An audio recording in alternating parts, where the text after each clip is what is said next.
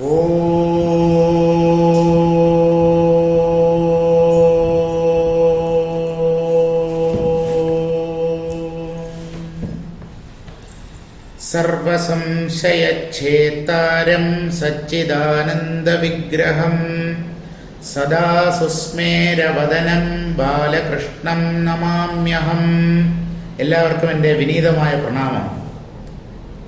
വാർദ്ധക്യത്തിൽ കാട് കയറി പോകുന്ന മനുഷ്യ മനസ്സിലെ ചിന്തകളെയാണ് നമ്മൾ കഴിഞ്ഞ ദിവസം വായിച്ചുകൊണ്ടിരുന്നത്. കുട്ടികൾ, കുടുംബങ്ങൾ, ധനം, സ്ഥാവര ജംഗമ സ്വത്തുകൾ, ഇതോരോന്നും നഷ്ടപ്പെട്ടു പോകുമോ? തൻ്റെ കുട്ടികൾ തന്നെ ഇവയൊക്കെ കളഞ്ഞു കുളിക്കുമോ? ധൂർത്തടിച്ച് ഇല്ലാതാക്കുമോ? ഈ സ്വത്തിലും മറ്റുമുള്ള മമതയാണ് ഇങ്ങനെയൊക്കെ മനുഷ്യനെ ചിന്തിക്കാൻ പ്രേരിപ്പിക്കുന്നത്. ഇപ്പൊ കഴിഞ്ഞ ദിവസം പറഞ്ഞതുപോലെ ഇതിനെക്കുറിച്ച് ജ്ഞാനപ്പാനയിൽ പൂന്താനം എന്താണ് പറയുന്നത് എന്നുള്ളത് നമുക്ക് ആദ്യം നോക്കിയിട്ട് തിരിച്ച് ചിന്താരത്നത്തിലേക്ക് വരാം.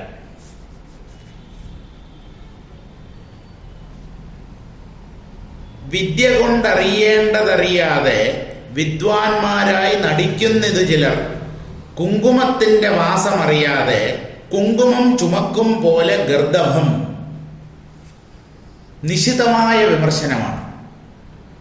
നിർദാക്ഷിണ്യം, ദയയുടെ തരിമ്പ് പോലുമില്ലാതെ നമ്മെ ശകാരിക്കുകയല്ല, സത്യത്തെ വെളിപ്പെടുത്തുകയാണ്. വിദ്യ കൊണ്ടറിയേണ്ടതറിയാതെ വിദ്വാൻമാരായി നടിക്കുന്നിതു ചിലർ. കുങ്കുമത്തിന്റെ വാസമറിയാതെ കുങ്കുമം ചുമക്കും പോലെ ഗർദഭം. കുങ്കുമം ചുമക്കും പോലെ ഗർദഭം. വിദ്യ കൊണ്ടറിയേണ്ടതറിയാതെ. വിദ്യ കൊണ്ടറിയേണ്ടത് എന്താണ്? ബ്രഹ്മം, ആത്മാവ്, ഈശ്വരൻ. ആ വിദ്യ കൊണ്ട് അറിയേണ്ടതിനെ അറിയാതെ വിദ്വാൻമാരായി നടിക്കുന്നത് ചിലർ.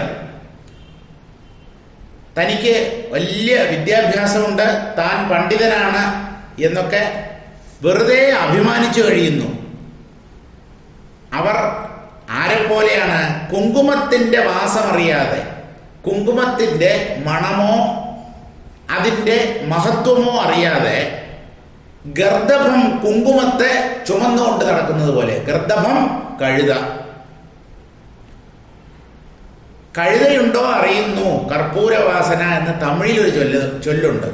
കഴുതയ്ക്ക് തെരിയുമാ കർപ്പൂരവാസനൈ എന്ന് തമിഴിൽ പറയും. കർപ്പൂരമായാലെന്താ, കുങ്കുമമായാലെന്താ? അതായത് താൻ മനസ്സിലാക്കിയതിൻ്റെ ശരിക്കുള്ള അർത്ഥം മനസ്സിലാക്കാതെ ജീവിക്കുന്നവരെയാണ് ഈ കുങ്കുമം ചുമക്കുന്ന കഴുതകൾ എന്ന് പൂന്താനം പറയുന്നത്. കുങ്കുമം ധാരാളം ഒരു കഴുതയുടെ പുറത്ത് വെച്ച് ലോഡായിട്ട് കയറ്റി വെച്ചിട്ടുണ്ട്. വിറകോ ചവറോ ഒക്കെ ചുമക്കുന്നത് പോലെ തന്നെയാണ് കഴുതയെ സംബന്ധിച്ച് ഈ കുങ്കുമവും. ഇതിന്റെ മഹത്വം അതറിയുന്നില്ല. ഇതുപോലെ വിദ്യ കൊണ്ട് അറിയേണ്ടതറിയാതെ മനുഷ്യർ എന്തൊക്കെയാണ് ശാസ്ത്രങ്ങൾ പഠിക്കുന്നു, വേദങ്ങൾ പഠിക്കുന്നു, എന്നാൽ എന്തിൻ്റെയെങ്കിലും അർത്ഥം അറിയാമോ? ഒന്നും അറിയില്ല. അപ്പോ വിദ്യ കൊണ്ട് അറിയേണ്ടുന്നതായ വസ്തു ബ്രഹ്മമാണ്. അതിനെ അറിയാതെ താൻ വിദ്വാനാണ്, തനിക്ക് പലതും അറിയാം എന്നൊക്കെ വിചാരിച്ച് അഹങ്കരിക്കുന്നു. അവർ കുങ്കുമം ചുമക്കുന്ന കഴുതയെ പോലെയാണ്. കൃഷ്ണ കൃഷ്ണ നിരൂപിച്ചു കാണുമ്പോൾ തൃഷ്ണ കൊണ്ടേ ഭ്രമിക്കുന്നതൊക്കെയും. കൃഷ്ണ കൃഷ്ണ, എൻ്റെ ദൈവമേ, ഓരോന്ന് ആലോചിച്ച് നോക്കുമ്പോൾ തൃഷ്ണ കൊണ്ടാണ് മനുഷ്യർ ഭ്രമിച്ചു പോകുന്നത്. പലതരം മോഹങ്ങൾ മനുഷ്യരുടെ ഉള്ളിലുണ്ട്. അവരുടെ ജീവിതം എങ്ങനെയാ മുമ്പോട്ട് പോകുന്നത്, എന്തൊക്കെയാണ് അവരുടെ മനസ്സിലെ ചിന്തകൾ, അതാണ് ഇനി പറയാൻ പോകുന്നത്. എണ്ണി എണ്ണി കുറയുന്നിതായുസ്സും മണ്ടി മണ്ടിക്കരേറുന്നു മോഹവും. വന്നു ഓണം കഴിഞ്ഞു വിഷുവെന്നും വന്നില്ലല്ലോ തിരുവാതിരയെന്നും. കുംഭമാസത്തിലാകുന്നു നമ്മുടെ ജന്മനക്ഷത്രമശ്വതി നാളെന്നും. ശ്രാദ്ധമുണ്ടഹോ വൃശ്ചിക മാസത്തിൽ സദ്യയൊന്നു മെളുതല്ലിനിയെന്നും. ഉണ്ണിയുണ്ടായി വേൾപ്പിച്ചതിലൊരു ഉണ്ണിയുണ്ടായി കണ്ടാവൂ ഞാനെന്നും. കോണിക്കൽ തന്നെ വന്ന നിലാമിനി കാണാമെന്നു മെടുപ്പിക്കരുതെന്നും. യുദ്ധമോരോന്നു ചിന്തിച്ചിരിക്കവേ ചത്തുപോകുന്നു പാവം ശിവശിവ. കൃഷ്ണ കൃഷ്ണ എന്നാണ് തുടങ്ങിയത്, അവസാനം ശിവശിവ എന്ന് പറഞ്ഞ് അവസാനിപ്പിക്കുകയാണ്. എന്താ? എണ്ണി എണ്ണി കുറയുന്നത് ആയുസ്സും. എണ്ണി എണ്ണി ആയുസ് കുറയുന്നു. എപ്പോഴാണ് നമ്മൾ നമ്മുടെ വയസ്സിനെ കുറിച്ച് ബോധവാന്മാരാവുക? ജന്മദിനത്തിൽ. Happy birthday. ആ ജന്മദിനത്തിൽ ഇന്ന് എനിക്ക് 35 തികഞ്ഞു, അല്ലെങ്കിൽ 58 തികഞ്ഞു. അപ്പൊ ആ ഡേറ്റ് ഓഫ് ബർത്ത്, ജന്മതീയതി അല്ലെങ്കിൽ ജന്മദിനം, അതടുക്കുമ്പോഴാണ് നാം വയസ്സിനെ കുറിച്ച് ഓർമ്മിക്കുന്നത്. ഒരു വയസ്സ് കൂടെ കൂടി. ഇങ്ങനെ വയസ്സ് കൂടിക്കൊണ്ടിരിക്കുമ്പോൾ പാവം ഒരു സത്യം അറിയുന്നില്ല, ആയുസ് കുറഞ്ഞു കുറഞ്ഞു വരുന്നു എന്നുള്ളത്. വയസ്സ് കൂടുമ്പോ അവശേഷിച്ചിരിക്കുന്ന ആയുസ് കുറയുകയാണ് ചെയ്യുന്നത്, മരണത്തോടടുക്കുകയാണ് ചെയ്യുന്നത്. അതാണ് എണ്ണി എണ്ണി കുറയുന്നത് ആയുസ്സും എന്ന് പറഞ്ഞത്. ആയുസ് കുറയുമ്പോൾ ഉള്ളിലെ ആഗ്രഹങ്ങൾ, തൃഷ്ണ, കൊതി, വിഷയങ്ങളോടുള്ള അഭിനിവേശം കുറയുന്നുണ്ടോ? ഇല്ല. മണ്ടി മണ്ടി കരേറുന്നു മോഹവും. മണ്ടുക എന്ന് പറഞ്ഞാൽ ഓടുക എന്നാണ്, പഴയ മലയാളമാണ്. മണ്ടും 18 കാതമെന്നാകിലും, 18 കാതം ദൂരം വേണമെങ്കിലും ആളുകൾ ഓടും. 2 പണം കിട്ടുമെന്ന് കേട്ടാലവർ മണ്ടും 18 കാതമെന്നാകിലും. കുഞ്ചൻ നമ്പ്യാർ പാടുന്നതാണ്. അപ്പോ ഓടുന്നു.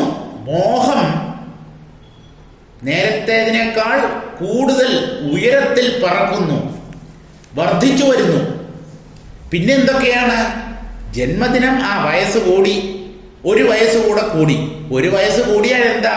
വലിയ ആളായി എന്നാണ് വിചാരം. 55 വയസ്സായി, അല്ലെങ്കിൽ 92 വയസ്സായി. ഈ വയസ്സ് കൂടുന്നത് ജനിച്ച എല്ലാ ജീവികൾക്കും ഉണ്ടല്ലോ, മനുഷ്യന് മാത്രമുള്ളതല്ലല്ലോ. കാളയ്ക്കും കഴുതയ്ക്കും കുതിരയ്ക്കും പട്ടിക്കും പൂച്ചയ്ക്കും ഒക്കെ ഓരോ കൊല്ലം കഴിയുമ്പോൾ ഓരോ വയസ്സ് കൂടുന്നുണ്ട്. അത് മനുഷ്യർക്ക് മാത്രമുള്ള ഒരു സവിശേഷതയല്ല. എന്നാലും പലർക്കും ഒരു വയസ്സ് കൂടി എന്ന് ചിന്തിക്കുമ്പോൾ എന്തെന്നില്ലാത്ത ഒരു രോമാഞ്ചം, സന്തോഷം ഉള്ളിൽ തോന്നുന്നു. പിന്നെന്തൊക്കെയാണ് ചിന്ത? വന്നു ഓണം, കഴിഞ്ഞു വിഷു എന്നും വന്നില്ലല്ലോ തിരുവാതിര എന്നും. മനുഷ്യർക്ക് ഈ ആഘോഷങ്ങൾ, ഉത്സവങ്ങൾ, വിശേഷ ദിവസങ്ങൾ, ഇതിനോടൊക്കെ വലിയ കമ്പമാണ്. അപ്പൊ അതൊക്കെ ഓർത്താണ് വല്യം കഴിയുന്നത്. ആത്മാവിനെ കുറിച്ച് ചിന്തിക്കാൻ അവന്റെ കയ്യിൽ സമയമില്ല. വന്നു ഓണം. ഓണം വന്നു. ചിങ്ങമാസത്തിലാണല്ലോ. ചിങ്ങമാസത്തിൽ ഓണം വന്നു. അത് കഴിഞ്ഞാലോ മേടത്തിൽ വിഷു വരും. വന്നു ഓണം, കഴിഞ്ഞു വിഷു. മേടം കഴിഞ്ഞു, വിഷു കഴിഞ്ഞു. മേടം, ഇടവം, മിഥുനം, കർക്കടകം, ചിങ്ങം. അപ്പൊ വിഷു കഴിഞ്ഞു, ദാ ഓണം അടുത്ത് വരാറായി. വന്നില്ലല്ലോ തിരുവാതിര എന്നും. തിരുവാതിര പരമേശ്വരന്റെ പുണ്യ ദിവസമാണ്. ആർദ്രാ ദർശനം. തിരുവാതിര വന്നില്ലല്ലോ, അതിങ്ങോട്ട് അടുക്കുന്നില്ലല്ലോ. അതെല്ലാം കഴിഞ്ഞാലോ കുംഭമാസത്തിലാകുന്നു നമ്മുടെ ജന്മനക്ഷത്രം അശ്വതി നാളെന്നു. അശ്വതി നക്ഷത്രക്കാരനാണ്. കുംഭമാസത്തിലെ അശ്വതിയാണ് ഇദ്ദേഹത്തിന്റെ നാള്. അപ്പൊ എന്റെ ജന്മനക്ഷത്രമായ അശ്വതി, ആ കുംഭമാസത്തിലെ അശ്വതി അത് വരും, അതും ഓർത്തിരിക്കുകയാണ്, അതിനെക്കുറിച്ചാണ് ചിന്ത. പിന്നെയോ, പിന്നെ ശ്രാദ്ധമുണ്ടഹോ വൃശ്ചിക മാസത്തിൽ സദ്യയൊന്നും എളുതല്ലിനിയെന്നും. വൃശ്ചിക മാസത്തില് അച്ഛന്റെ അല്ലെങ്കിൽ അമ്മയുടെ ബലി ശ്രാദ്ധം വരികയാണ്. സദ്യയൊന്നും എളുതല്ലിനിയെന്നും. സദ്യയൊന്നും കൊടുക്കാൻ പറ്റുമെന്ന് തോന്നുന്നില്ല. സുഭിക്ഷമായ ഭക്ഷണം, ഒന്നാം തരം ഊണ്, അതൊക്കെ ഇനി ഒരുക്കൂട്ടാനൊന്നും പറ്റുകയില്ല എന്നാണ് തോന്നുന്നത്. ശരി, അതിനെയൊക്കെ ചിന്തിച്ചു. അടുത്തതെന്തായി? ഉണ്ണിയുണ്ടായി വേൾപ്പിച്ച് അതിലൊരു ഉണ്ണിയുണ്ടായി കണ്ടാവൂ ഞാനെന്ന്. കാട് കയറി പോവുകയാണ് മനുഷ്യ മനസ്സിലെ ചിന്തകൾ. എനിക്ക് ഒരു കുഞ്ഞ് ജനിക്കും, കുഞ്ഞ് ജനിച്ചാൽ പോരാ, ആ കുഞ്ഞിന്റെ വിവാഹം നടത്തണം, അതിലൊരു ഉണ്ണിയുണ്ടായി കണ്ടാവൂ ഞാനെന്ന്. മക്കൾ ഉണ്ടാകണം ആദ്യം, പിന്നെ പേരക്കുട്ടികൾ ഉണ്ടാകണം, പിന്നെ പറ്റുമെങ്കിൽ ആ കുട്ടിയുടെ കല്യാണം കഴിഞ്ഞ് അതിനൊരു കുട്ടി ജനിക്കുന്നത് വരെ എന്നാണ് തീരുന്നത് ജീവിക്കാനുള്ള കൊതി. തീരില്ല. കോണിക്കൽ തന്നെ വന്ന നിലവിനി കാണാം എന്നും എടുപ്പിക്കരുതെന്നും. കുറെ നിലം പുരയിടമൊക്കെ ഉണ്ട്, കൃഷിഭൂമിയുണ്ട്, അതൊക്കെ പാട്ടത്തിന് കൊടുത്തേക്കാണ്. അപ്പൊ മറ്റുള്ളവരാണ് അതിൽ കൃഷി ഇറക്കുന്നത്. അപ്പൊ ആ പാട്ടം കൊടുത്തതിന്റെ ആ പണം ചുമ്മാതെ അല്ലല്ലോ നമ്മൾ കൊടുക്കുക. അപ്പൊ കൃഷിക്കാര് അതിന്റെ വാടക അത് തരും. അപ്പൊ അവരെ ഒന്ന് ഒഴിപ്പിക്കരുത്. ഒഴിപ്പിച്ചാൽ ഈ കിട്ടുന്ന വരുമാനം കുറഞ്ഞു പോകുമല്ലോ. അതുകൊണ്ട് അവരെ ഒന്ന് ഒഴിപ്പിക്കാതെ അവരെ അങ്ങനെ തന്നെ നിലനിർത്തണം. എന്നാലല്ലേ സ്ഥിരമായിട്ട് ഒരു വരുമാനം ആ ഭൂമിയിൽ നിന്ന് കിട്ടിക്കൊണ്ടിരിക്കുകയുള്ളൂ.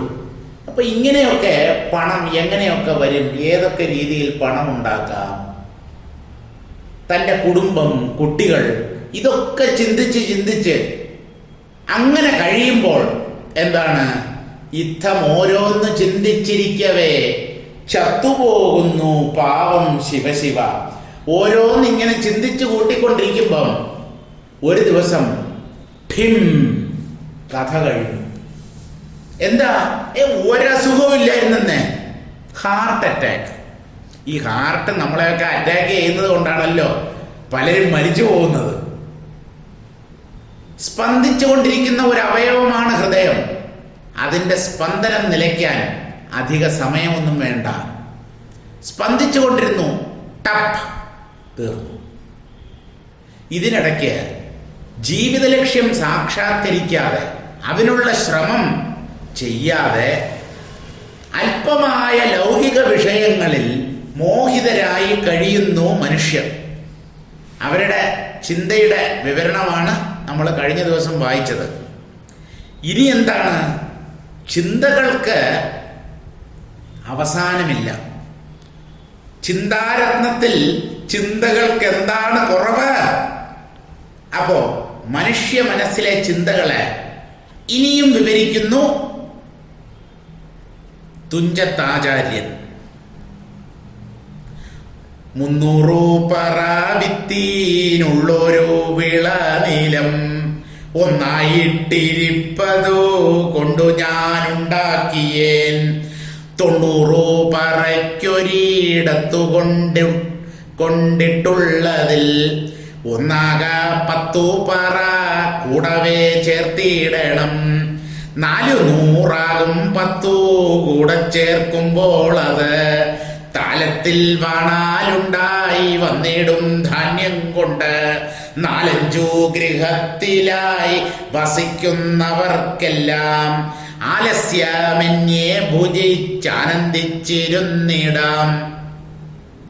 വിത്തൊരു 10 പറ വിതപ്പാനുള്ള നിലം സത്വരം കൊണ്ടിടണം, അതിനുണ്ടുപായവും. 300 പറ വിത്തിനുള്ള ഒരു വിളനിലം. പണ്ടൊക്കെ ഇത്ര പറ, കാരണം വിസ്തീർണം നോക്കിയിട്ടല്ല പണ്ട് ഈ കൃഷിഭൂമിയുടെ വലിപ്പം നിശ്ചയിച്ചിരുന്നത്. 1 പറ നിലം, 2 പറ നിലം, 3 പറ. കാരണം അത്രയും ധാന്യം ആ കൃഷിസ്ഥലത്ത് നിന്ന് നമുക്ക് കൃഷി ചെയ്തുണ്ടാക്കാം. പറ എന്ന് പറയുന്നത് ധാന്യം അളക്കാനുള്ള ഒരളവാണെങ്കിലും ഭൂമിയെയും ഈ പറക്കണക്കിനാണ് അളന്നുകൊണ്ടിരുന്നത്. 300 പറ വിത്തിനുള്ള ഒരു വിളനിലം കൃഷിഭൂമി, 300 പറ വിത്ത് വിതയ്ക്കാനുള്ള, അല്ലെങ്കിൽ അത്രയും കൊയ്ത്ത് വിളവ് കിട്ടാനുള്ള കൃഷിഭൂമി എൻ്റെ പക്കലുണ്ട്. ഒന്നായിട്ടിരിപ്പത് കൊണ്ട് ഞാൻ ഉണ്ടാക്കിയ ഈ ഭൂമി മുഴുവൻ എൻ്റെ സ്വന്തം പരിശ്രമം കൊണ്ട് ഞാൻ ഉണ്ടാക്കിയതാണ്, അല്ലാതെ പരമ്പരയായി കിട്ടിയതൊന്നുമല്ല. പൂർവികന്മാരുടെ കയ്യിൽ നിന്നും കിട്ടിയ നിലമൊന്നുമല്ല, സ്വന്തം ശ്രമം കൊണ്ട് ഞാൻ നേടിയതാണ്. അതവിടെ ഉണ്ട്. 300 പറ വിത്തിനുള്ള നിലമുണ്ട്. 90 പറയ്ക്ക് ഒരിടത്ത് കൊണ്ടിട്ടുള്ള അതിൽ ഒന്നാക 10 പറ കൂടവേ ചേർത്തിയിടണം. ഇനി അത് മാത്രമല്ല എൻ്റെ ഭൂസ്വത്ത്. 90 പറ നിലം വേറൊരിടത്തുണ്ട്, അത് വേറെയാണ്, മറ്റൊരു കൃഷിഭൂമിയാണ്. അതിൽ ഒരു 10 പറ കൂടെ ചേർക്കണം. അപ്പോഴെന്താ, അതും 100 ആവുമല്ലോ. 90 പറ നിലത്തിന്റെ കൂടെ ഒരു 10 പറ നിലവും കൂടെ വാങ്ങിച്ചു കൂട്ടിയാൽ അവിടെ ഒരു 100 പറയായി. ഇപ്പൊ മൊത്തം എത്രയായി? 300 പറയും 100 പറയും 400 പറ നിലം. 400 ആകും 10 കൂടെ ചേർക്കുമ്പോൾ അത് ഈ 90ന്റെ കൂടെ 10 പറ നിലവും കൂടെ ചേർത്താൽ ആദ്യം ഉണ്ടായിരുന്ന 300ഉം ഇപ്പൊ ഉള്ള 100ഉം, അങ്ങനെ 400 പറ നിലമുണ്ടാകും. താലത്തിൽ വാണാലുണ്ടായി വന്നിടും ധാന്യം കൊണ്ട്. താലത്തിൽ വാണാൽ സുഭിക്ഷമായി പ്ലേറ്റ് നിറച്ച് കൂന പോലെ ചോറിങ്ങനെ കൂമ്പാരമായിട്ട് കൂട്ടിവെച്ച് അതിൽ സാമ്പാറും മറ്റുമൊക്കെ കുഴച്ചിളക്കി സുഭിക്ഷമായിട്ട് ഊണ് കഴിക്കാനുള്ള വക ഇപ്പൊ എൻ്റെ കയ്യിലുണ്ട്. പക്ഷേ സുഹൃത്തെ, ഇതൊക്കെ ഉണ്ടെങ്കിലും ഇതൊക്കെ അനുഭവിക്കാൻ താൻ ജീവിച്ചിരിക്കണ്ടേ? അതിന് ഗ്യാരണ്ടി ഒന്നുമില്ല, അതിനെക്കുറിച്ച് ചിന്തിക്കുന്നേ ഇല്ല. സുഭിക്ഷമായി കഴിയാനുള്ള ധാന്യവും ധനവും ഒക്കെ എൻ്റെ പക്കലുണ്ട് എന്നൊരു അഹങ്കാരം, മിഥ്യാഭിമാനം. താലത്തിൽ വാണാലുണ്ടായി വന്നിടും ധാന്യം കൊണ്ട്. അപ്പോ ഈ പറക്കണക്കിനുള്ള ധാന്യമൊക്കെ ഞാൻ സ്വന്തമാക്കി. അതുകൊണ്ട് എന്തു ചെയ്യും? 4-5 ഗൃഹത്തിലായി വസിക്കുന്നവർക്കെല്ലാം ആലസ്യമന്യേ ഭുജിച്ച് ആനന്ദിച്ചിരുന്നീട. എൻ്റെ ബന്ധുക്കളെ അപ്പുറത്തെ ഇപ്പുറത്തൊക്കെ ആയിട്ട്, സഹോദരനും സഹോദരി അവരുടെ ബന്ധുക്കളുമായിട്ട് ഒരു 4-5 വീട്ടുകാരെ ഞങ്ങൾ ചേർന്നാണ് താമസിക്കുന്നത്. ഓ, വളരെ ഗംഭീരം, നന്നായി. ഇങ്ങനെ 4-5 ഗൃഹത്തിലായി വസിക്കുന്നവർക്ക് എല്ലാവർക്കും ഉണ്ണാനുള്ള വക എൻ്റെ പക്കലുണ്ടാകും. ഇതിൽ പരം മറ്റെന്ത് ഭാഗ്യമാണ് മനുഷ്യനുണ്ടാവേണ്ടത്? 4-5 ഗൃഹത്തിലായി വസിക്കുന്നവർക്കെല്ലാം ആലസ്യമന്യേ, ഒരു കുറവുമില്ലാതെ ഒരു മുട്ടുമില്ലാതെ ചുമ്മാതെ കിടന്ന് ഉണ്ണാം, ഇരുന്നുണ്ണാം. കിടന്നുണ്ണുക എന്നല്ല നമ്മൾ പറയുന്നത്, ഇരുന്നുണ്ണാം എന്ന് പറഞ്ഞാൽ മേലനക്കാതെ അധ്വാനിക്കാതെ ചുമ്മാതെ സുഖമായി ആഹാരവും കഴിച്ച് അങ്ങ് ജീവിക്കാം. അത്രമാത്രമുള്ള സ്വത്ത് എൻ്റെ പക്കലുണ്ട്. ഞാനും എൻ്റെ ബന്ധുമിത്രാദികളുമൊക്കെ അങ്ങനെ സുഖമായി ഭുജിച്ച് ആനന്ദിച്ചിരുന്നിടാം. ഞങ്ങൾക്ക് എന്താ കുറവ്? വിശപ്പ് നീക്കണം, അതാണല്ലോ പ്രധാനം. പിന്നെ വീടുമുണ്ട്. അപ്പോ വീടുമുണ്ട്, ഭക്ഷണം കഴിക്കാനുള്ള സൗകര്യമുണ്ട്. ഇനി എന്തിനാ പണിയെടുക്കുന്നത്? വളരെ സന്തോഷത്തോടു കൂടി അങ്ങനെ ജീവിക്കാം. വിത്തൊരു 10 പറ വിതപ്പാനുള്ള നിലം സത്വരം കൊണ്ടിടണം, അതിനുണ്ട് ഉപായവും. ഇനി 10 പറ വിത്ത് നെല്ല് വിതയ്ക്കാനുള്ള ഒരു കൃഷിഭൂമി ഞാൻ കണ്ടുവച്ചിട്ടുണ്ട്. അത് എത്രയും പെട്ടെന്ന് വാങ്ങണം, സത്വരം കൊണ്ടിടണം. അതെങ്ങനെ വാങ്ങും? പൈസയുണ്ടോ? അതിനൊക്കെ വഴിയുണ്ടെന്നേ. ഒരു 10 പറ ധാന്യം അല്ലെങ്കിൽ വിത്ത് വിതയ്ക്കാനുള്ള ഒരു കൃഷിഭൂമി വാങ്ങണം. അതിനുള്ള സമ്പത്ത് ഉണ്ടാക്കാനുള്ള മാർഗവും എൻ്റെ കയ്യിലുണ്ട്. ഇങ്ങനെ പോകുന്നു മനുഷ്യരുടെ ജീവിതം.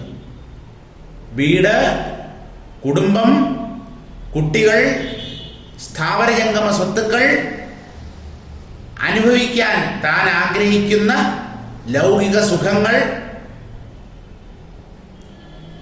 എവിടെയൊക്കെ കറങ്ങാൻ പോകണം, പര്യടനം, ആ സ്ഥലങ്ങൾ, അതൊക്കെ എങ്ങനെ പോകണം, എവിടെ നിന്ന് ഏത് ട്രെയിൻ പിടിച്ച് പോകണം, എല്ലാം പ്ലാൻ ചെയ്ത് ഒന്നാം തരം ആസൂത്രണം നടത്തി ആശാൻ അങ്ങനെ ജീവിച്ചുകൊണ്ടിരിക്കുമ്പോഴാണ് കാറ്റ് പോകുന്നത്. ചുമ്മാതല്ല ദുർഗാനന്ദ സ്വാമി പറയുന്നത്, വെടിതീരും, വെടിതീർന്നു പോകും. അല്ല, ഒരു ടയർ എപ്പോഴാണ് പഞ്ചറാവുക എന്ന് ഏതെങ്കിലും ഡ്രൈവർക്ക് കൃത്യമായി പ്രവചിക്കാൻ പറ്റുമോ? വണ്ടി ഓടിക്കൊണ്ടിരിക്കുന്നു, ടയറിൽ കാറ്റുമുണ്ട്, പെട്രോൾ ടാങ്കിൽ പെട്രോളും ഉണ്ട്. പക്ഷെ പഞ്ചറാവാൻ എത്ര സമയം വേണം? എപ്പോ വേണമെങ്കിലും പഞ്ചറാവാം. ഇതുപോലെ അകത്ത് കാറ്റ് നിറച്ചു വെച്ചിട്ടുള്ള ടയറുകളാണ് നമ്മൾ ഓരോരുത്തരും. ഇത് വെടിതീരാൻ അധിക സമയമൊന്നും വേണ്ട. ടയർ വെടിതീരുമ്പോ ശബ്ദം കേൾക്കും, മനുഷ്യന്റെ വെടിതീരുമ്പോ ശബ്ദമേ കേൾക്കില്ല. പെട്ടെന്ന് തീരും സംഭവം. അടുത്ത് കിടക്കുന്നവൻ പോലും അറിയില്ല മരിച്ചുപോയി എന്നുള്ള കാര്യം. ഒന്ന് ആലോചിച്ചു നോക്കൂ. ഇനിയും ഈ പ്രപഞ്ച സുഖത്തിലും പ്രാപഞ്ചിക ജീവിതത്തിലും മതിമറന്ന് കഴിയണോ, അല്ലെങ്കിൽ ഭഗവത് സ്മരണയോടുകൂടെ സത്യത്തെ ജീവിത ലക്ഷ്യമായി അംഗീകരിച്ച് മുന്നേറണമോ? ഉത്തരം നിങ്ങളാണ് പറയേണ്ടത്. നിങ്ങൾക്ക് വിട്ടുതന്നിരിക്കുന്നു. സാരം വായിക്കാം. ഞാൻ 300 പറ വിത്തിനുള്ള നിലം സമ്പാദിച്ചിട്ടുണ്ട്. കൂടാതെ 90 പറ കിട്ടുന്ന മറ്റൊരു നിലം വേറെയും സമ്പാദിച്ചിട്ടുണ്ട്. ഇനി 10 പറ നിലം കൂടെ സമ്പാദിക്കണം. അപ്പോൾ 400 പറ നിലമാകും. 400 പറ നിലത്തിൽ നിന്നും കിട്ടുന്ന ധാന്യം കൊണ്ട് 4-5 കുടുംബത്തിന് സുഭിക്ഷമായി കഴിയാം. അപ്രകാരം എൻ്റെ പ്രയത്നം കൊണ്ട് സന്തോഷത്തോടെ ആഹാരം കഴിച്ച് ആനന്ദിച്ച് ജീവിക്കും. ആയുസ് കൂടെ വേണം. ഉണ്ടെങ്കിൽ ആനന്ദിച്ചോളും, വിരോധമൊന്നുമില്ല. ഇനി 10 പറ വിതയ്ക്കുവാനുള്ള സ്ഥലം സമ്പാദിക്കണം. അതിനുള്ള ഉപായം കണ്ടുപിടിച്ചു കഴിഞ്ഞു. അതൊക്കെ ഉണ്ടെന്നേ. എല്ലാറ്റിനും വഴി കണ്ടിട്ടുണ്ട്. പ്ലാനിങ് ആണ്. ശരി, ഇങ്ങനെയൊക്കെ ചിന്തിച്ചു കഴിയുമ്പോൾ എന്താ സംഭവിക്കുന്നത്? ഇത്തരം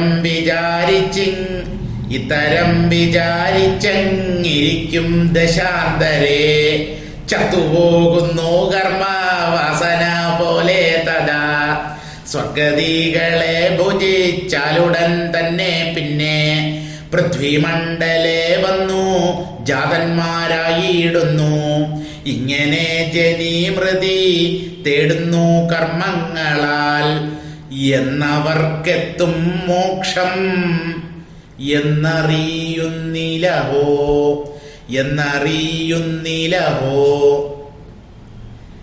എന്നവർക്കെത്തും മോക്ഷം എന്നറിയുന്നിലഹോ. ഇത്തരം വിചാരിച്ചങ്ങിരിക്കും ദശാന്തരെ.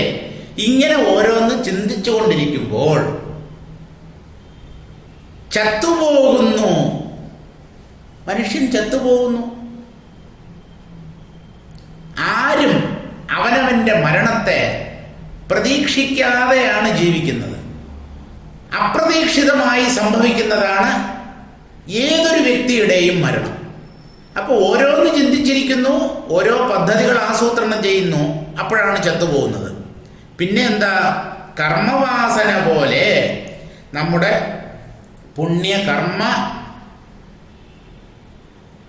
പുണ്യപാപകർമ്മങ്ങളുടെ ഏറ്റക്കുറച്ചിലിനനുസരിച്ച് തഥാ സ്വർഗതികളെ ഭുജിച്ചാൽ, പുണ്യമാണ് കൂടുതൽ ചെയ്തിരിക്കുന്നത് എന്ന് വിചാരിക്കുക, മരണത്തിന് ശേഷം സ്വർഗത്തിലെത്തും.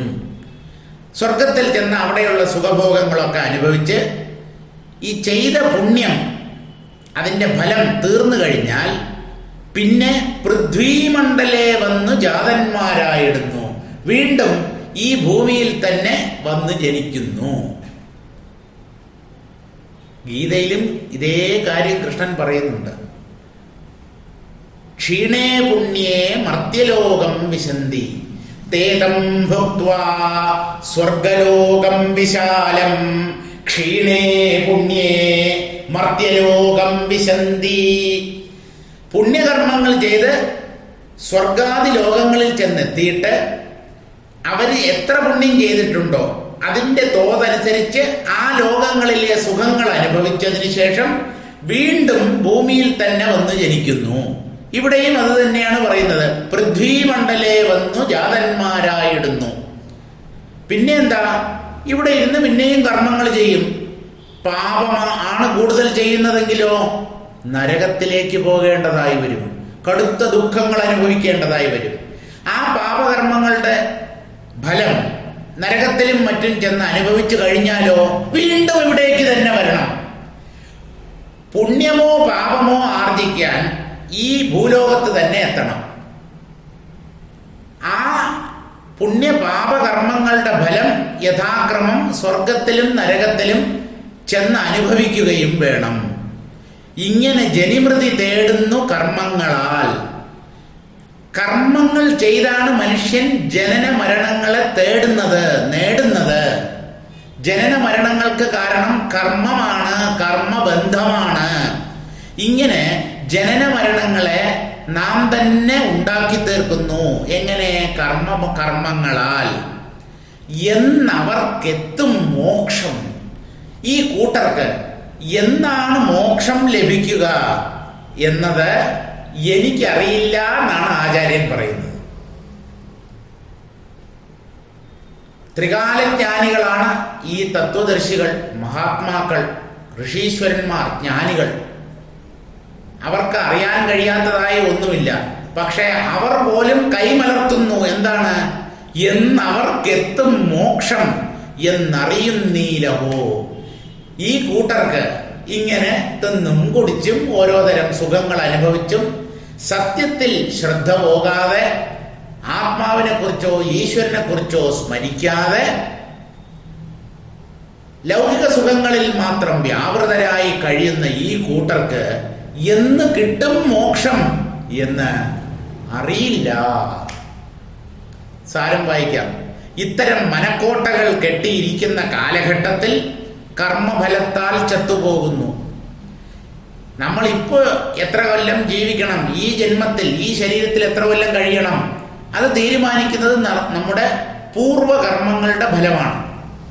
അപ്പൊ കർമ്മഫലങ്ങളാണ് ജനനത്തിനും കാരണം, മരണത്തിനും പുനർജന്മത്തിനും എല്ലാം കാരണം ഇതേ കർമ്മങ്ങൾ തന്നെയാണ്.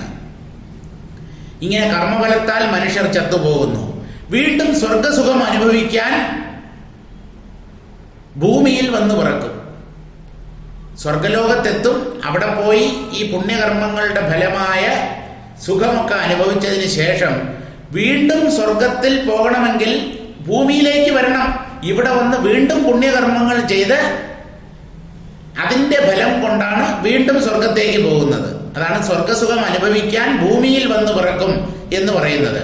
മുൻ സങ്കല്പത്തിനാൽ ഇപ്രകാരം കർമ്മബന്ധത്താൽ ജനിച്ചും ചത്തും കഴിയുന്നു. അപ്രകാരം ആശാപാശങ്ങളിൽ മുഴുകി കഴിയുന്നതിനാൽ മോക്ഷം എന്തെന്നറിയുവാനുള്ള ഭാഗ്യം അവർക്ക് ലഭിക്കുന്നില്ല. എന്താണ് ഈ മോക്ഷം? ഇത് നമുക്ക് വല്ലതും പ്രയോജനപ്പെടുന്ന കാര്യമാണ്. ഇത് എങ്ങനെയാണ് നേടേണ്ടത്? പരമപുരുഷാർത്ഥം, അന്തിമമായ ജീവിത ലക്ഷ്യം എന്ന് പറയുന്നത് മോക്ഷപ്രാപ്തിയാണെന്ന് വേദാന്ത ശാസ്ത്രം പറയുമ്പോൾ അതിനെക്കുറിച്ച് ഒരു ഗ്രാഹ്യവുമില്ലാതെ ഓരോന്ന് ചിന്തിച്ച് എന്തൊക്കെയോ ചെയ്തു കൂട്ടി മനുഷ്യർ ജീവിതത്തെ പാഴാക്കി കളയുന്നു. സമസ്ത സംഹാരകാലത്തിങ്കൽ ദേഹശൂന്യം ഭവിക്കുമെന്നും മായ തങ്കൽ പോയി ലയിക്കുന്നു. പൊന്മണി പല മാറ്റായുള്ളതൊക്കെയും കൂടി കഞ്ചവർണ്ണമാമൊരു സഞ്ചിതനുള്ളിലാക്കി ചെഞ്ചമ്മേ സൂക്ഷിച്ചു വച്ചിരിക്കുന്നതുപോലെ ചഞ്ചലയായ മായ തങ്കൽ ചേർന്നിടുന്നു പോൽ. ഈ മായ എന്ത് ചെയ്യും? കർമ്മവാസനകളെ നമ്മൾ സഞ്ചിയിൽ സാധനങ്ങൾ ഇട്ട് സൂക്ഷിക്കുന്നത് പോലെ സൂക്ഷിച്ചു വെക്കും. ഒന്നും നഷ്ടമാവില്ല. തത്വജ്ഞാനത്തിലൂടെ കർമ്മവാസനകൾ നശിക്കാതെ ചുമ്മാതെ കർമ്മങ്ങൾ രാപ്പകൽ ചെയ്യുന്നത് കൊണ്ട് മാത്രം കർമ്മവാസനകൾ നശിക്കുകയില്ല. കർമ്മങ്ങൾ കൂടുതൽ കർമ്മവാസനകളിലേക്ക് നയിക്കും. അപ്പൊ ഈ കർമ്മവാസന ജ്ഞാനാഗ്നിയിലാണ് വെന്ത് വെണ്ണീറാകേണ്ടത്. ജ്ഞാനത്തിൽ ആൾക്കാർക്ക് താല്പര്യവുമില്ല. ജ്ഞാനമോ അതെന്താണ്? അതുകൊണ്ട് എന്ത് പ്രയോജനം? നമ്മളിപ്പോ ജീവിക്കുന്നത് പോലെയൊക്കെ ജീവിച്ചാൽ പോരെ? എന്താ, ന്യായമായി ജീവിക്കുന്നു, ആരെയും ഉപദ്രവിക്കുന്നില്ല, ഹിംസിക്കുന്നില്ല, മറ്റുള്ളവരുടെ സ്വത്തിന് ആഗ്രഹിക്കുന്നില്ല, വേറൊരാളുടെ ഭാര്യയിൽ നാം കണ്ണുവയ്ക്കുന്നില്ല. ഞാനുണ്ട്, എൻ്റെ കുടുംബമുണ്ട്, കുട്ടികളുണ്ട്, എന്നെ കൊണ്ട് പറ്റുന്ന രീതിയിൽ സത്കർമ്മങ്ങളൊക്കെ ചെയ്യുന്നുമുണ്ട്. അത്യാവശ്യത്തിന് തീർത്ഥാടനവും ക്ഷേത്ര ദർശനവും ഒക്കെ ചെയ്യുന്നുമുണ്ട്. പോരേ എന്നാണ് മനുഷ്യർ ചോദിക്കുന്നത്. പോരാ എന്നാണ് വേദാന്തത്തിന് പറയാനുള്ളത്. പോരാ, സത്യം അറിയണം. അല്ല, ഇതൊക്കെ ഇങ്ങനെ ചെയ്തുകൊണ്ടിരുന്നാൽ ഒരു ദിവസം സത്യം പഴുത്ത ചക്ക പ്ലാവിൽ നിന്ന് അടർന്ന് വീഴുന്നത് പോലെ നമ്മുടെ മുമ്പിൽ വീഴും എന്നാണോ ഈ കൂട്ടർ വിചാരിച്ചിരിക്കുന്നത്? എനിക്കറിയില്ല. പഴുത്ത ചക്ക അടർന്ന് താഴെ വീഴുന്നത് പോലെ ഒരു സുപ്രഭാതത്തിൽ ജ്ഞാനം ഇങ്ങനെ ഉള്ളിൽ പ്രകാശിക്കും എന്നാണ് കരുതുന്നതെങ്കിൽ നിങ്ങളെക്കാളും വലിയ വിഡ്ഢികൾ ഈ ലോകത്ത് മറ്റാരുമില്ല. വ്യക്തമായ മാർഗം ശാസ്ത്രങ്ങൾ നിർദ്ദേശിക്കുന്നുണ്ട്. എന്തിന്? മോക്ഷപ്രാപ്തിക്ക്. ആ മാർഗത്തിലൂടെ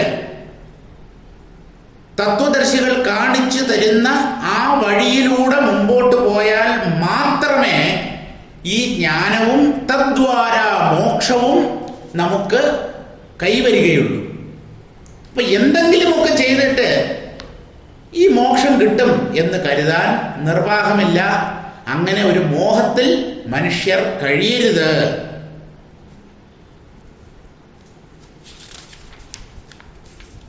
സമസ്ത സംഹാരകാലത്തിങ്കൽ, ഇനി ഈ പ്രപഞ്ചം തന്നെ ലയിച്ചു പോകുന്ന ഒരു സമയമുണ്ടല്ലോ, പ്രളയം. ആ പ്രളയത്തിൽ എല്ലാം കാരണത്തിൽ ചെന്ന് ലയിക്കും.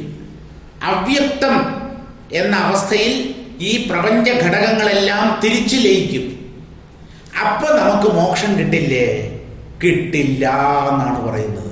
കാരണം അതൊരു ലയം മാത്രമാണ്, നാശമല്ല. ലയിച്ചത് വീണ്ടും പൊന്തി വരും. ഉപ്പ് വെള്ളത്തിൽ ഇട്ടാൽ അത് അലിഞ്ഞ് വെള്ളത്തോട് വെള്ളമായി ചേരും. അതിൻ്റെ അർത്ഥം ഉപ്പ് നശിച്ചു എന്നാണോ? അല്ല. ഈ വെള്ളം വറ്റിച്ചാൽ പഴയ ഉപ്പ് പാത്രത്തിൻ്റെ അടിയിൽ തങ്ങി നിൽക്കും. ഇതുപോലെ പ്രളയകാലത്തിൽ നമുക്കൊക്കെ മോക്ഷം കിട്ടും എന്ന് വിചാരിക്കരുത്. സമസ്ത സംഹാരകാലത്തിങ്കൽ ദേഹശൂന്യം ഭവിക്കും. അവിടെ ജീവന്മാരുടെ ദേഹബോധം നഷ്ടപ്പെടും. ദേഹബോധം നഷ്ടപ്പെട്ടു കഴിഞ്ഞാൽ മോക്ഷമായി. മോക്ഷത്തിൽ ദേഹബോധം ഇല്ലാതാവുന്നു എന്നുള്ളത് ശരി. പക്ഷേ ദേഹബോധം ഇല്ലാതാവുന്ന സന്ദർഭങ്ങളിലെല്ലാം മോക്ഷം കിട്ടും എന്ന് വിചാരിച്ചാൽ തെറ്റി. ദേഹബോധം നഷ്ടപ്പെടുന്നത് ഉറക്കത്തിലും സംഭവിക്കുന്നുണ്ടല്ലോ. ഉറങ്ങിക്കഴിഞ്ഞാൽ എല്ലാവരും മുക്തന്മാരാവുന്നുണ്ടോ? ലയിച്ചത് അടുത്ത ദിവസം രാവിലെ പൊന്തി വരും. ഇതുപോലെ പ്രളയത്തിൽ ഈ വാസനകളും ജീവഭാവവും ഒക്കെ ഒരു അവ്യക്താവസ്ഥയിൽ ലയിച്ചു പോവുകയും അടുത്ത സൃഷ്ടിയുടെ ആരംഭത്തിൽ വീണ്ടും പൊന്തി വരികയും ചെയ്യുന്നു. അപ്പോൾ ഈ ജീവന്മാരും അവരുടെ വാസനകളുമൊക്കെ എവിടെയാ സൂക്ഷിക്കപ്പെടുക? ഇവർ എവിടെയാ സ്ഥിതി ചെയ്യുക? അടുത്ത സൃഷ്ടിയുടെ തുടക്കത്തിൽ പൊന്തി വരണമല്ലോ. ആ കാര്യമാണ് ഇതിൽ പറയുന്നത്.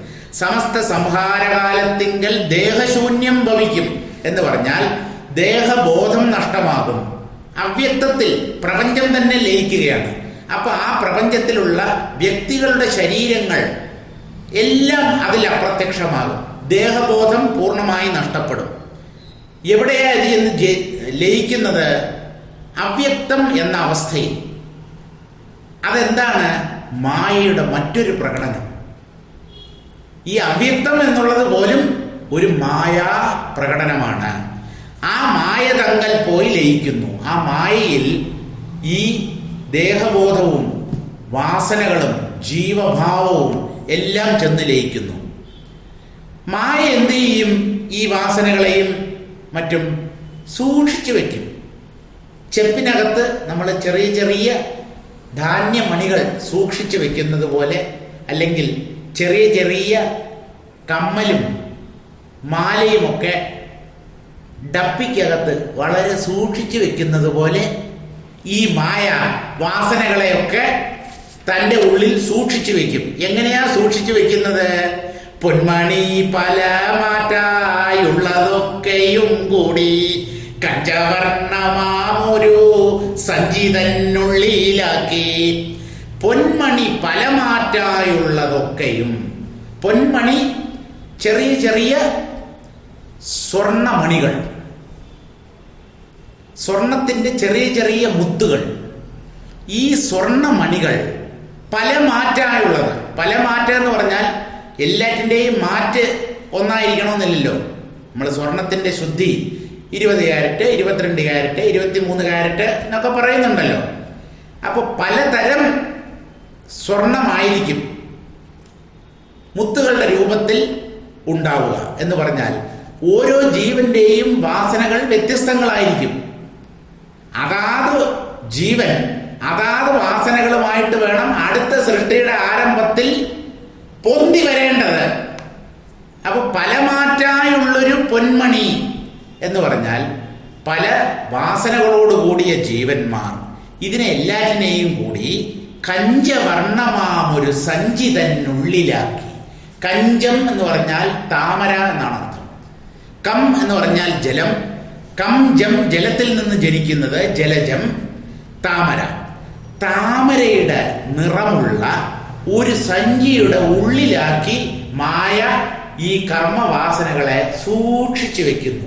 ഒന്നുപോലും നഷ്ടപ്പെട്ടു പോരുത് എന്ന് അവൾക്ക് നിർബന്ധമുണ്ട്. അപ്പോ താമരയുടെ വർണ്ണത്തിലുള്ള ഒരു സഞ്ചിയുടെ ഉള്ളിൽ പലതരം ജീവന്മാരെയും അവരുടെ വാസനകളെയും മായ സൂക്ഷിച്ചു വെക്കുന്നു. എന്താണ് ഈ കഞ്ചവർണ്ണമാമൊരു സഞ്ചി എന്ന് പറഞ്ഞാൽ? അവ്യക്ത പൃഥിവീപത്മം എന്നാണ് നമ്മുടെ ശാസ്ത്രം പറയുന്നത്. ഈ അവ്യക്താവസ്ഥയെ ഒരു താമരയോടാണ് ഉപമിക്കുന്നത്. ഈ താമരയിലാണ് ബ്രഹ്മദേവൻ ആവിർഭവിക്കുന്നത്. വിഷ്ണുവിന്റെ നാഭിയിൽ നിന്നും ഒരു താമര മുളച്ചു എന്നൊക്കെ നമ്മൾ പറഞ്ഞിട്ടുണ്ടല്ലോ. പത്മനാഭൻ, ആ പത്മനാഭന്റെ നാഭിയിൽ നിന്നും ഒരു പത്മം മുളച്ചു. ആ പത്മത്തിലാണ് സൃഷ്ടികർത്താവായ ബ്രഹ്മദേവൻ ഒരു ദിവസം പൊടുന്നനെ ഉണ്ടായത്. ആ താമരയാണ് കഞ്ചവർണ്ണമാം ഒരു സഞ്ചി. അതൊരു സഞ്ചിയല്ല, പൃഥിവീ പത്മം, അവ്യക്ത പൃഥിവീ പത്മം എന്നൊക്കെ ശാസ്ത്രങ്ങൾ പറയുന്ന ആ അവ്യക്താവസ്ഥയെ തന്നെയാണ് ഇവിടെ താമരയുടെ നിറത്തിലുള്ള സഞ്ചി എന്ന് പറഞ്ഞിരിക്കുന്നത്. അതിൽ ജീവന്മാരുടെ വാസനകളൊക്കെയും ശേഖരിക്കപ്പെട്ട് സൂക്ഷിക്കപ്പെടുന്നു. ചെഞ്ചമ്മേ സൂക്ഷിച്ചു വച്ചിരിക്കുന്നതുപോലെ സഞ്ചിയുടെ ഉള്ളിൽ നമ്മൾ പല വസ്തുക്കളും വളരെ ഭദ്രമായി സൂക്ഷിച്ചു വെക്കുന്നത് പോലെ ജീവന്മാരുടെ വാസനകളെയൊക്കെയും ഈ അവ്യക്താവസ്ഥയിൽ മായ സൂക്ഷിച്ചു വെക്കുന്നു.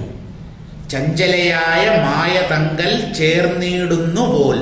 ചഞ്ചലയായ മായയിൽ ഈ വാസനാ ബീജങ്ങളൊക്കെയും പ്രളയകാലത്ത് ഒടുങ്ങുന്നു. എന്തിനാ? വീണ്ടും പൊന്തി വരാൻ. അപ്പൊ പ്രളയമായാലും നമുക്ക് രക്ഷയില്ല എന്നുള്ള കാര്യം പിടികിട്ടിയില്ലേ?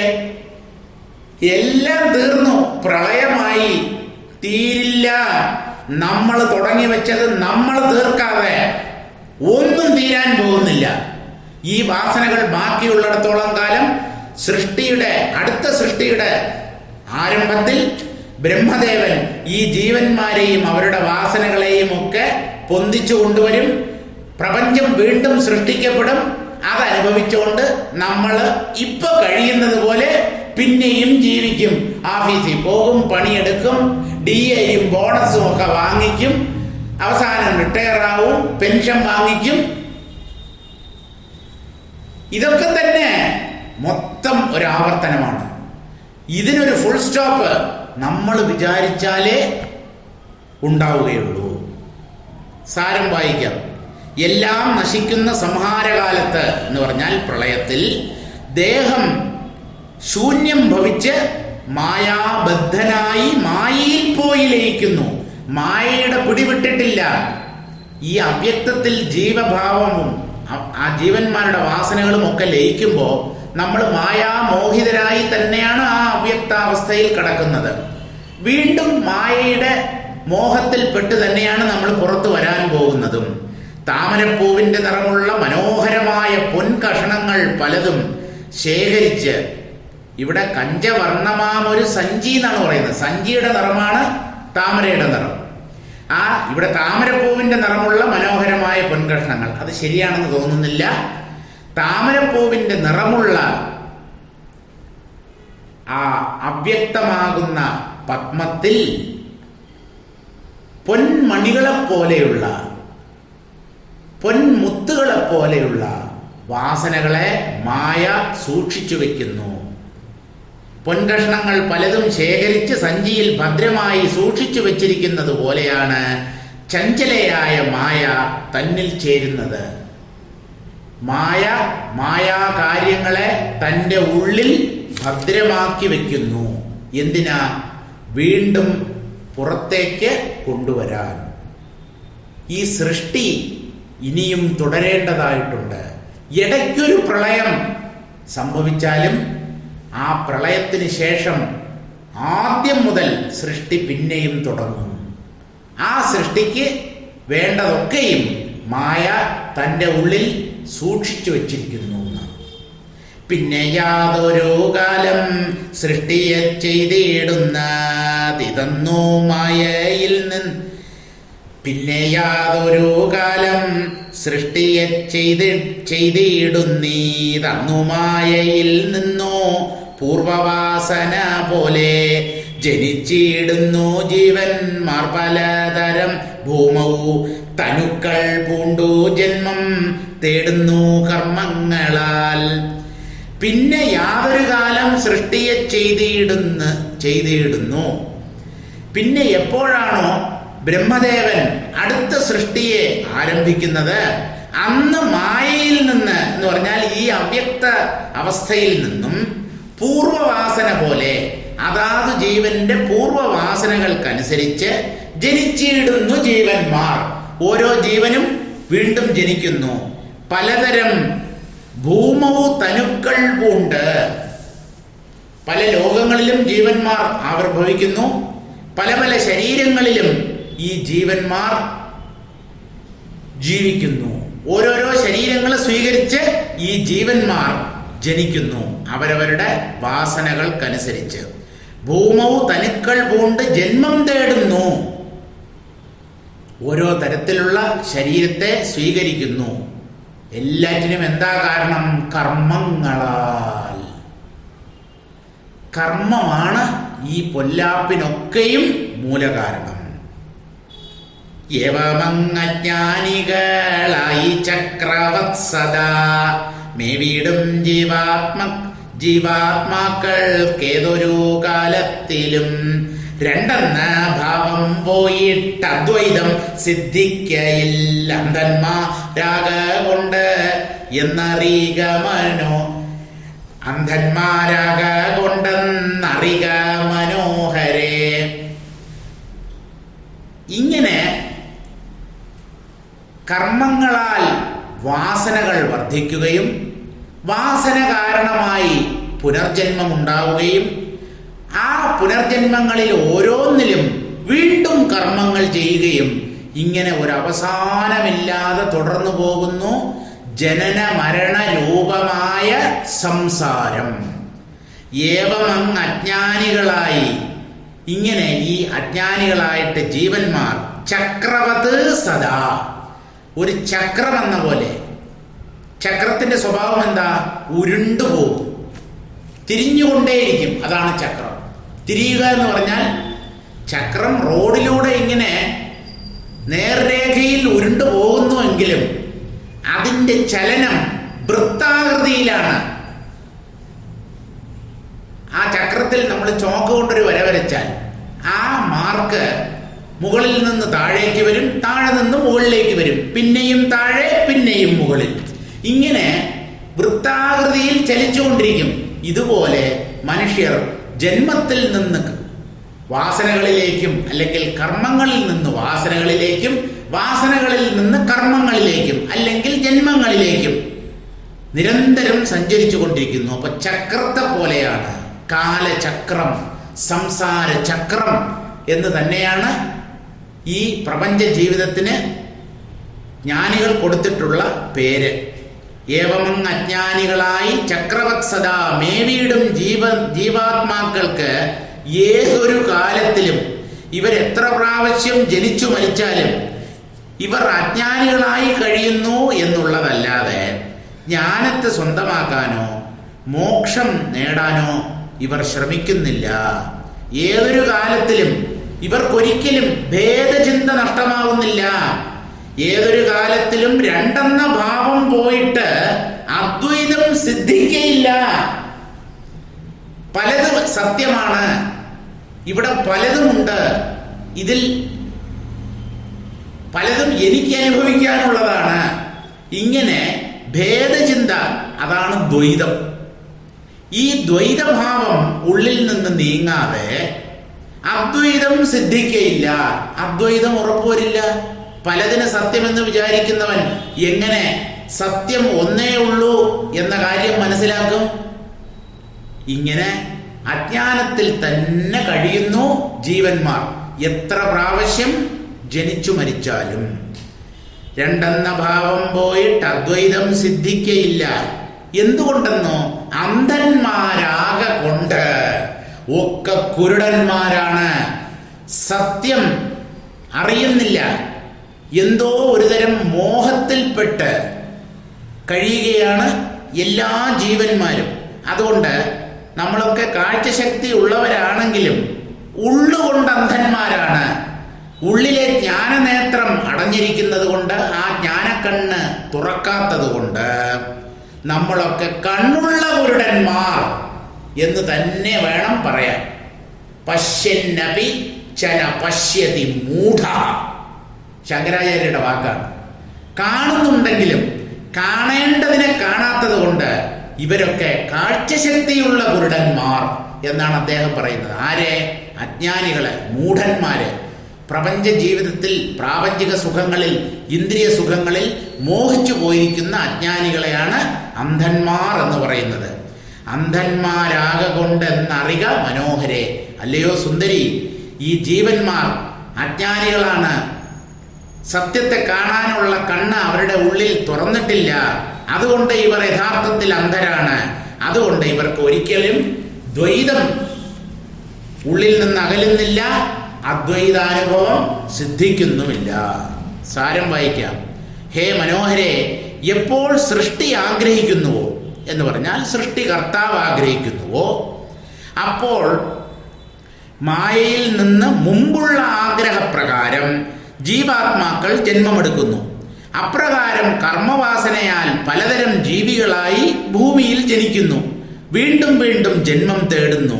ഇപ്രകാരം അജ്ഞാനികളായി ചാക്രികമായി എന്ന് പറഞ്ഞാൽ പോകുന്നു വരുന്നു, പോകുന്നു വരുന്നു, ജനിക്കുന്നു മരിക്കുന്നു, മരിക്കുന്നു ജനിക്കുന്നു, ഇതൊരു ആവർത്തനമാണ്. അതാണ് ചാക്രികമായി എല്ലാ കാലത്തും ജീവാത്മാക്കൾ കഴിയുന്നു. അജ്ഞാനാന്ധകാരത്തിൽ കഴിയുകയാൽ രണ്ടെന്ന ഭാവം മാറി അദ്വൈതം സിദ്ധിക്കയില്ല എന്നറിഞ്ഞുകൊള്ളുക. അല്ലയോ സുന്ദരി, കുട്ടി, നീ അജ്ഞാനിയായി കഴിയരുത്. എൻ്റെ ഉപദേശങ്ങളിലൂടെ നീ ഒരു ജ്ഞാനിയായി അല്ലെങ്കിൽ ജ്ഞാനിനിയായി തീരണം. മറ്റുള്ളവരെ പോലെ ജീവിക്കാനല്ല നമ്മൾ ജനിച്ചിട്ടുള്ളത്. നാടോടുമ്പോൾ നടുവേ ഓടണം എന്നുള്ള പഴമൊഴിയൊക്കെ അവിടെ ഇരിക്കട്ടെ. നാടോടുന്നത് പോലെ നമ്മൾ ഓടിയാൽ നാട്ടുകാർ മുഴുവൻ കുഴിയിൽ വീണ് നശിക്കുന്നത് പോലെ, കുഴിയിൽ വീണ് കയ്യും കാലും ഒടിയുന്നത് പോലെ നമ്മുടെ കയ്യും കാലും ഒടിയേണ്ട ഒരു ഗതികേടുണ്ടാവും. അതുകൊണ്ട് വഴിമാറി സഞ്ചരിക്കുക. സത്യദർശികൾ വ്യക്തമായി വഴി കാണിച്ചു തന്നിട്ടുണ്ട്. ആ വഴിയിലൂടെ വേണം നാം മുന്നേറാൻ. അല്ലാതെ ബഹുഭൂരിപക്ഷം ആൾക്കാർ ജീവിക്കുന്നത് പോലെ ഭൂരിപക്ഷത്തിന്റെ കൂടെ ഞാൻ നിൽക്കാമെന്ന് വിചാരിച്ചാൽ ഭൂരിപക്ഷം നാശത്തിലേക്കാണ് ഓടിയെടുക്കുന്നത്. നിങ്ങളും നാശത്തിലേക്ക് ഓടിയെടുക്കേണ്ടതായി വരും. അങ്ങനെ വേണ്ട എന്നുണ്ടെങ്കിൽ വഴി മാറി സഞ്ചരിക്കണം. സത്യത്തിന്റെ പാതയിലൂടെ സഞ്ചരിക്കണം. സഞ്ചരിക്കാൻ കഴിയട്ടെ എന്നുള്ള പ്രാർത്ഥനയോടുകൂടെ ഇന്നത്തേക്ക് നിർത്തുന്നു. ആ ശീർഷകം ഇവിടം കൊണ്ട് അവസാനിക്കുന്നു. അടുത്തത് 19ാമത്തെ ശീർഷകമാണ് കർമ്മ നിരൂപണം. ശരീരോത്പത്തി. കർമ്മങ്ങളാണ് ശരീരങ്ങളെ ഉണ്ടാക്കുന്നത് എന്ന് പറഞ്ഞു. അതെങ്ങനെയാണ്, എന്തൊക്കെയാണ് ശരീരങ്ങൾ, കർമ്മം എങ്ങനെയാണ് ശരീരത്തിന് കാരണമാകുന്നത്, ഇങ്ങനെയുള്ള കാര്യങ്ങളൊക്കെയാണ് ഈ 19ാം ശീർഷകത്തിൽ പറയുന്നത്. അത് നമുക്ക് അടുത്ത ക്ലാസ്സിൽ വായിക്കാം.